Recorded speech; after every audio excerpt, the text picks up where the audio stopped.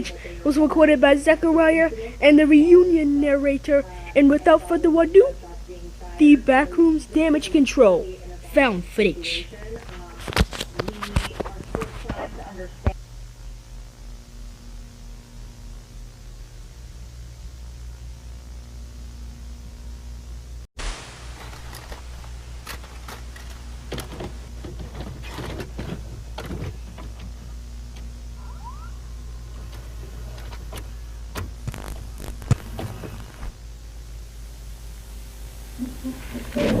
Mark, this is Team A. Do you read us? Hey team, this is Mark. I read you. What is it? We need immediate armed support in room 14C. My team now is being held at gunpoint by a hostile. I repeat, please send immediate armed support to room 14C. Hello everyone, we were at the project over here. And what was that noise? Oh well, let's get that. Don't worry about it, so we're gonna finish this project. Anyway, we're at the pitfalls. You go first. Yeah. Hand me that shovel over there, please. Okay.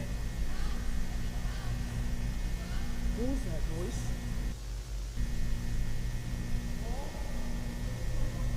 It's that weird sound again. What was that? Did you guys hear that? Hello?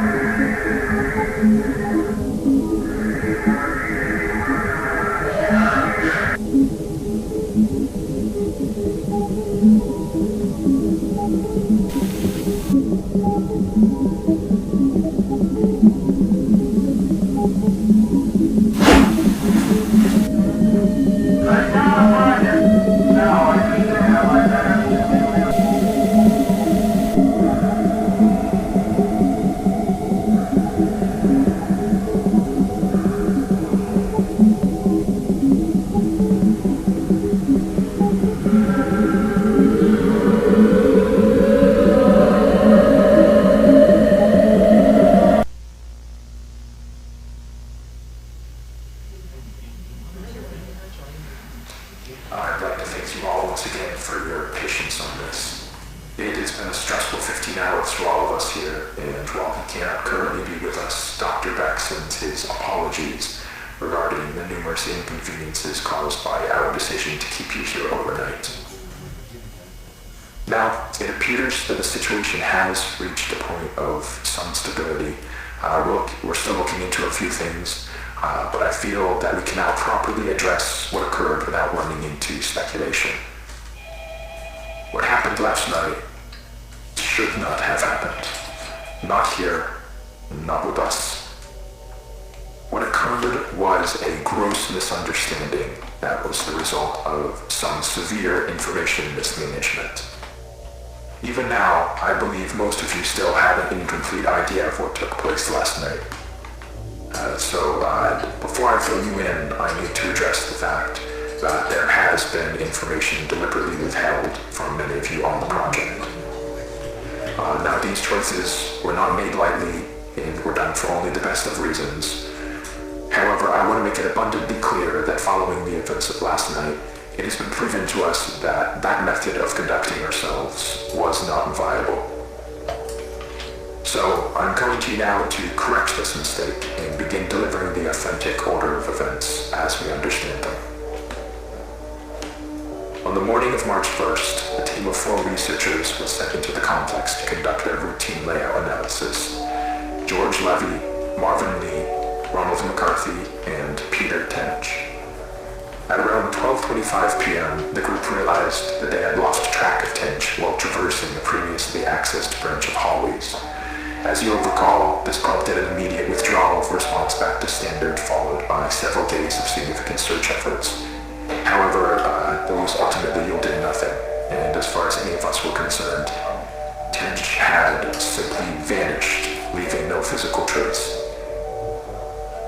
Now, for obvious reasons, that wasn't something that we could disclose to the public, so roughly 2 weeks following his disappearance, our security team was forced to put together a more acceptable cause of death that would keep attention away from this institute and provide closure to the family. So that is all close to common knowledge, I presume. Not all of you were with us at the time of the incident. However, you're certainly aware of the effects it has had on our internal procedures over the past few months. Regardless, that was where Tench's involvement in this came to an end. Or, at least, that's what we assumed. Because on May 8th at approximately 5:30 p.m., a motion alert was sent out from the complex, which was closed off at the time. One of our senior engineers was sent down to assess the situation and discovered a male dressed in hazard gear who we were able to identify as Peter Tench. Immediately following this discovery, Tench was moved to a secure room on this floor where, over the following days, a select group of doctors were able to administer a panel of tests in order to determine what had happened to Peter in the 2 months he had been gone. Those tests yielded very little useful information. By all measures, Peter appeared to be in excellent health. However, we were still provided one very useful tool in understanding how the situation unfolded from his perspective. Some of you may recall that on the day of his disappearance, Tench was his team's designated camera operator. Well, when we recovered him, he still had that camera in his possession, and in fact had documented the entire ordeal. The footage will be presented in its entirety later today. However, for the purpose of this discussion, I will only be highlighting key events.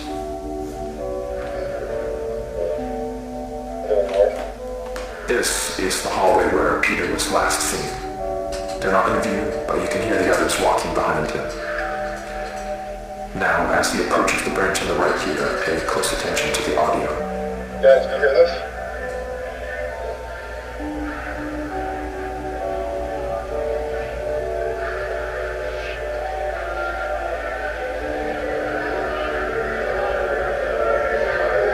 Guys, can you hear this?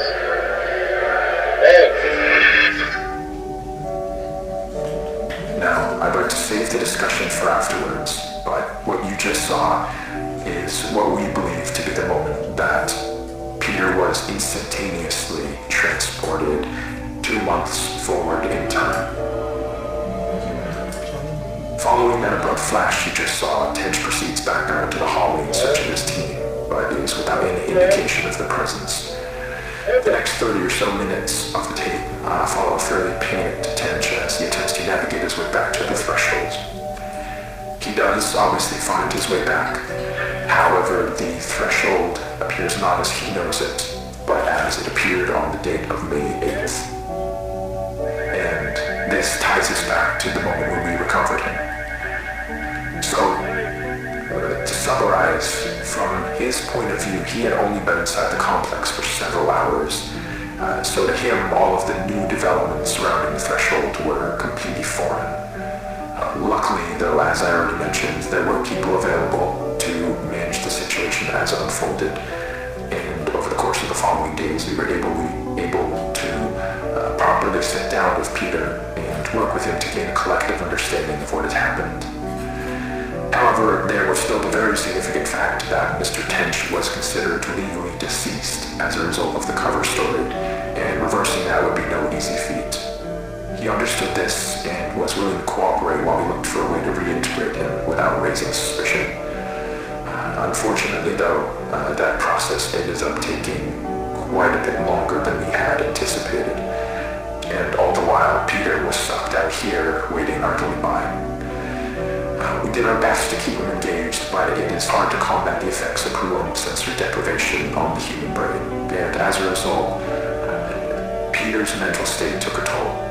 Not to a degree that was outright concerning at first, but around the end of week 2, we noticed that he was starting to exhibit a number of behaviors common in patients diagnosed with paranoid schizophrenia, though we don't have reason to believe that Mr. Tench was afflicted with that condition. Whatever the case, while he didn't express it outright, from what we could gather, he appeared to have deluded himself into believing that he was still inside some sort of illusion created by the complex, and that we were secretly looking to do him harm. This all came to a head on the night of the 22nd, when, while Tench was finally about to be transferred to a temporary above-ground residence, he broke away from us and, using stolen credentials, forced his way back into the complex, where he would go undiscovered until just last night, when he ambushed and violently attacked Team B in room 14C, leaving Dr. Bloom in critical condition. We can presume that during the 2 or so days Tench spent in the complex, he let go of the idea that he could somehow escape through an alternate threshold, but still held on to the belief that all of us here were working to trap him in some way, despite our actions saying exactly the opposite. Immediately after firing a single shot from the Remington 870 to Dr. Bloom's side, Tench fled the scene and headed to the threshold outpost, where he would turn the weapon on several more of you while progressing into standard and through the lower offices. Given the abrupt and chaotic nature of the unfolding situation, it took our security team several moments longer than it ideally should have to figure out what was happening.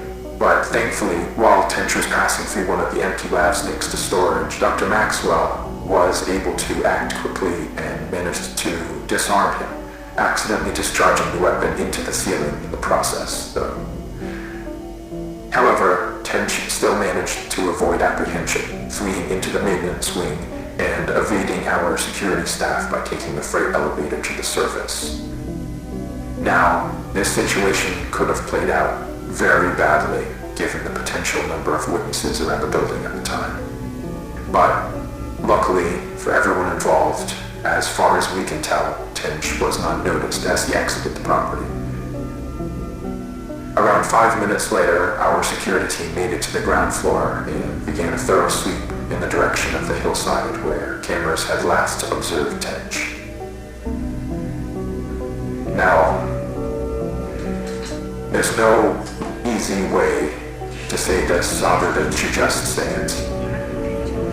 I am terribly sorry to inform you all, but Mr. Tench was found deceased halfway down the hillside, the result of an extreme blow to the head.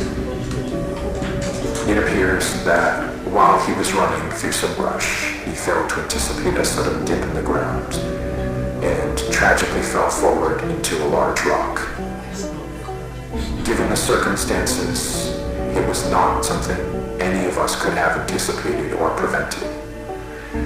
The tragedy of the entire situation undoubtedly remains, but Dr. Tench, regardless of how troubled he was in his final days, was a brilliant man who gave his all to this project. He would certainly not want us hindering it in his name. What we're doing here is so much bigger than any one person. It is the work of a unified effort, and we need to ensure that that is never lost sight of. That we hold on to the pre-established notion that Peter is and has been deceased. That is done, and there is nothing more to be extracted.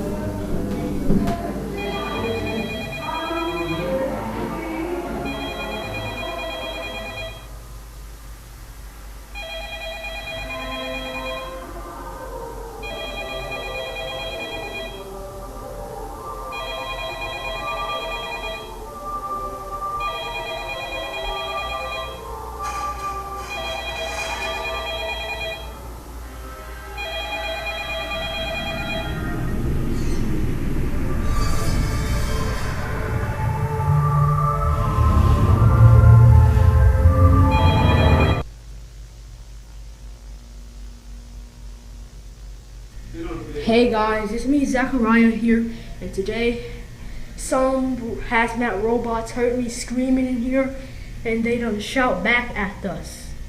And they went towards the black hallway and they shout back at us. But I'm at the pitfalls now, and yeah.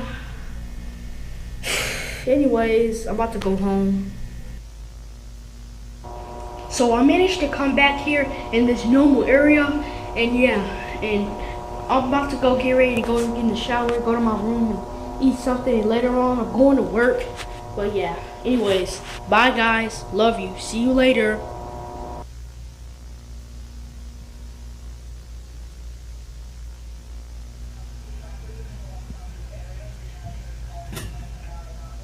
So I'm glad to see you here with me, Zachariah.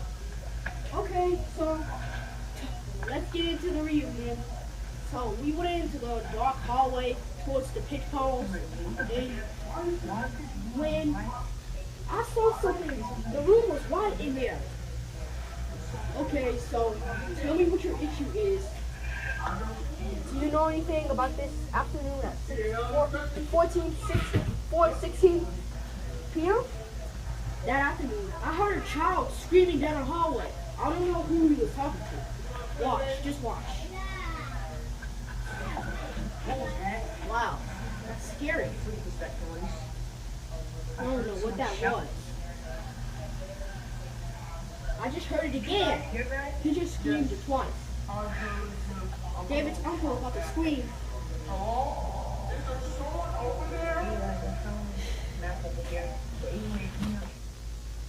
Flash. They keep shouting down the hallway. Okay, let me leave this for a few hours. Relax and clear your head, Zachariah.